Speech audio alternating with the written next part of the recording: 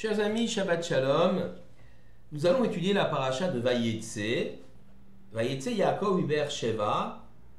Yaakov sortit de Be'er Sheva, Vayeler Harana, et il se rendit à Haran. Nous allons remettre cette paracha, début de paracha, dans son contexte. Et Yaakov a acheté le droit d'aînesse à Esav, son frère, puis lui a subtilisé la bénédiction, la beracha, et évidemment du père Yitzhak, et Esav en conçoit une haine terrible. Il veut tuer, assassiner son frère. Et donc Yaakov est obligé de fuir. Il suit également le conseil de ses parents qui lui demandent de fuir chez Lavan, le frère de sa mère Rivka. Il y pourra également trouver une épouse. C'est là-bas qu'il rencontrera Rachel, mais aussi Léa, Bila et Zilpa. Il reviendra finalement avec 4 épouses et 12 garçons et une fille. C'est le début c'est la naissance du peuple d'Israël, des 12 tribus et du peuple juif. Yaakov fuit donc la colère de son frère Esav. Il se rend à Haran, aux confins de la Syrie et de la Mésopotamie. Là, il trouve refuge donc chez son oncle Laban.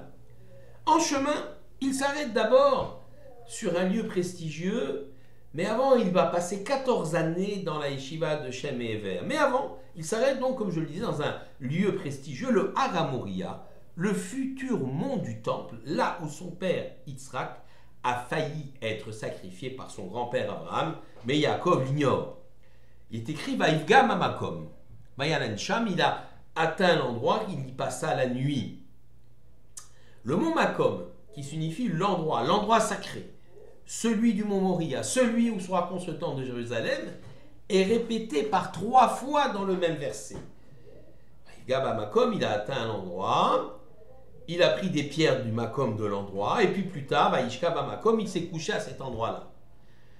La répétition du mot Makom par 3 fois est une allusion, d'après le Baal HaTurim, au moment, au Makom, donc au lieu du temple de Jérusalem, vers lequel vont converger par 3 fois les pèlerinages des Juifs au moment des 3 fêtes de pèlerinage, Pessah, Shavuot et Sukkot. 3 fois le mot Makom, 3 fêtes de pèlerinage. Ainsi, donc on a une allusion au Shalosh Regalim, aux 3 fêtes de pèlerinage dans ce verset.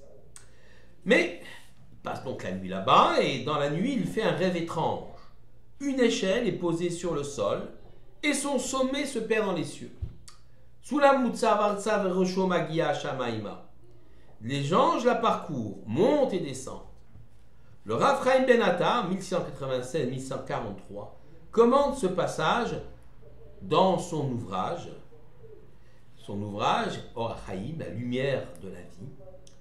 Un homme qui se considère comme petit, incomplet, il est à terre, en bas, comme la base de l'échelle, et considéré comme important dans les cieux. En effet, seul l'homme qui a conscience de son ignorance peut progresser. L'homme suffisant, orgueilleux, eh bien, celui-ci pense qu'il n'a pas besoin d'ouvrir un livre pour apprendre. Il pense tout connaître. La sagesse débute par la prise de conscience de son ignorance. Le sage, dans notre tradition, est qualifié de Talmid Chacham, élève sage.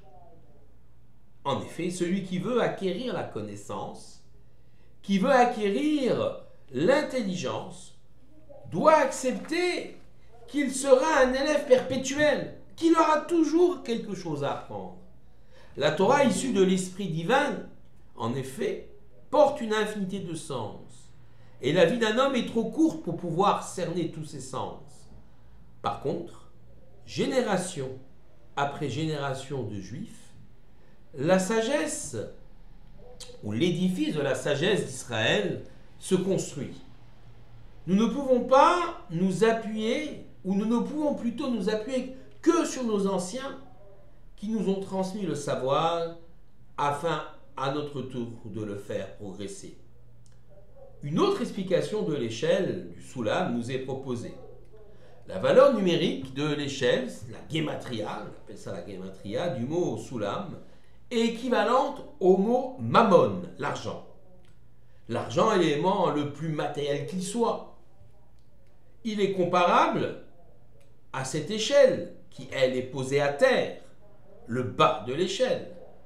Mais l'échelle s'élève dans le ciel. C'est ce qui veut dire que son sommet se perd dans l'infinité. Ainsi, l'argent, les éléments matériels peuvent être sanctifiés lorsqu'ils sont utilisés pour une mitzvah, pour un projet. La Gemara, en Sota 12a, affirme: les tzadikim chérissent leur argent plus que leur propre corps. Voilà une affirmation digne des caricatures nauséabondes des antisémites envers les juifs. Ils aiment l'argent. Par contre, en réalité, le Talmud nous explique que le corps d'un homme lui est donné à la naissance. Chacun d'entre nous ne maîtrise pas cette donnée issue de la génétique. Par contre, la façon dont nous avons acquis nos biens, les biens matériels, la façon dont nous avons pu les acquérir, eh bien, la façon également, notre rapport avec ces biens matériels, témoigne de notre grandeur ou au contraire, malheureusement, de notre décadence. Le rapport de l'homme à l'argent et aux biens matériels est révélateur de sa grandeur d'âme. Ainsi, comme l'échelle, on peut s'élever, on peut grandir au quotidien dans un rapport au matériel et surtout dans un rapport à autrui en utilisant ce matériel de façon noble. Mais l'homme peut être aussi rivé de façon permanente à ce sol, à ce matériel qu'il chérit tant. C'est là un échec. Ceci va le plomber littéralement. Il ne pourra pas s'élever spirituellement tellement il est accroché au bien matériel de ce monde. Le judaïsme ne prône pas la pauvreté et l'ascétisme. Il n'interdit pas à l'homme de faire fortune. Il lui demande simplement d'être le maître de ses biens et non pas l'esclave en perpétuelle quête de nouvelles possessions. Ne pas être esclave du matériel. Les modalités d'acquisition sont également régies par la loi juive, la halakha, qui garantit une vie d'honnêteté et de droiture. Enfin, l'homme doit réaliser qu'il n'est que les gestionnaires des biens matériels qui appartiennent au Tout-Puissant. Par conséquent, s'il peut les utiliser pour son confort, il doit aussi les consacrer au progrès de sa personne, de sa communauté et de son peuple. Im en kemach en Torah. S'il n'y a pas de farine, il n'y a pas de Torah, disent les Pirkei Avot au chapitre 3, verset 21. Si on n'assure pas une base matérielle, la vie juive et l'étude semblent difficiles. Mais, dit aussi les Pirkei Avot, im en Torah en kemach. S'il n'y a pas de Torah, il n'y aura pas de farine. Sans le projet divin concrétisé par la Torah, la prospérité risque de ne plus être au rendez-vous. Shabbat Shalom à tous.